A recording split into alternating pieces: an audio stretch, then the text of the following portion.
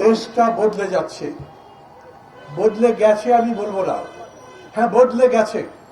স্বৈরতন্ত্র ছিল যেখানে কথা বলা যেত না, প্রাণ ভরে শ্বাস নেওয়া যেত না, চোখে চোখে তাকিয়ে প্রফুল্ল মুখে কথা বলা যেত না, তার পরিবর্তন হয়েছে।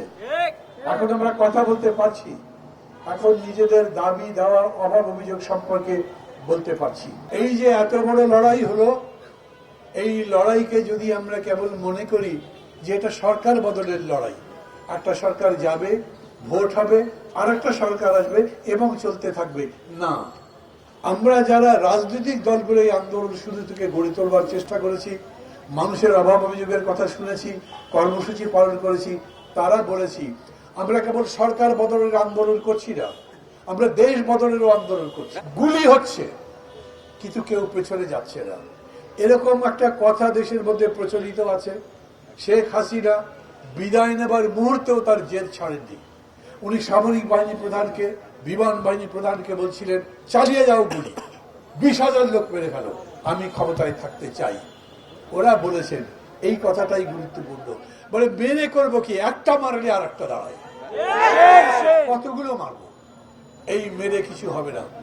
এই যে সাহস তারা দেখিয়েছেন, আমি প্রথমেই মনে করি তাদের যে প্রত্যাশা আছে, সেই প্রত্যাশা যে কোনো ভাবেই হোক না কেন একটা অভাব থেকে, অভিযোগ থেকে উঠে এসছে, এবং সেই প্রত্যাশার প্রতি আমাদের মূল্য দেওয়া উচিত। শুধু আমি সবাইকে অনুরোধ করি, আমাদের নিজেদের দাবি দেওয়া নিয়ে নিজেদের মধ্যে বিভেদ তৈরি করবেন না। একটা অংশ, এক পেশার মানুষ দাবি তুললো, আর এক পেশার মানুষ আবার তার প্রেক্ষিতে আর একটা দাবি তুললো, যাতে তাদের দুই পক্ষের মধ্যে একটা ক্ল্যাশ হয়, তাদের মধ্যে পার্থক্য হয়, এইরকম দাবির মধ্যে না। দরকার লাগলে যত বেশি পারেন আলোচনা করেন। এখন দেশে কি দরকার? স্বৈরাচার যেটা কুৎসিত, জঘন্য, নৃশংস ছিল, যার বিরুদ্ধে লড়াই, এমনকি 4 আগস্টেও মানুষ মনে করেছে এই সরকার কি ফেলতে পারবেন, সেই সরকার চলে গেছে, যেতে বাধ্য হয়েছে।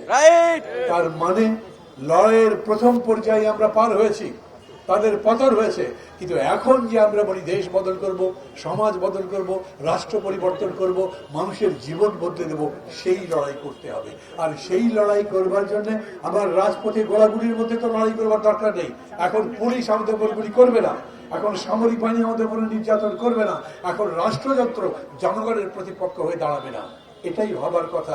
আর তাই যদি হয়, তাহলে আমাদের নিজেদের মধ্যে যত বেশি সম্ভব ডিসকোর্স লাগবে, কথাবার্তা বলতে হবে, নিজেরা নিজেদের পরস্পরকে বোঝার চেষ্টা করব, এবং তার মধ্যে দিয়ে সম্মিলিত শক্তির মাধ্যমে আমরা এই লড়াইটা করবার চেষ্টা করব। রাজনীতিবিদ মানে ধান্দাবাজি না, রাজনীতিবিদ মানে সত্যি সত্যি রাজার নীতি নয়, রাজনীতি মানে রাজ্যের নীতি।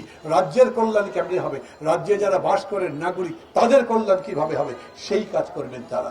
এবং সেইটা করবার জন্য ডক্টর ইউনূস এখন পর্যন্ত যা করেছেন, কোনো চাঁদাবাজির খবর তো নাই, কোনো লুটপাটের খবর নাই, কোনো উপদেষ্টা বা কোনো সরকারের নামে আঙ্গুল তুলে অভিযোগ করতে পারবেন সেরকম তো নাই।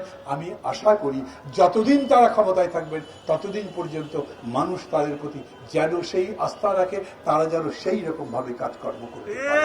আমার যদি যোগ্যতা থাকে, তাহলে 40 বছর বয়সে আমি চাকরি পেতে পারি।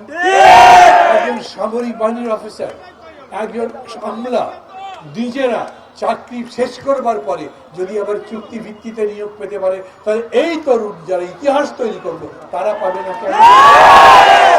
এমন একটা পদ্ধতি করতে হবে আমাদেরকে, যাতে আমাদের লেখাপড়ার জন্য, মেধার চর্চার ক্ষেত্রে, তাদের নিয়োগ করবার জন্য, তাদের চাকরির ক্ষেত্রে কোনো ধরনের বৈষম্য না হয়।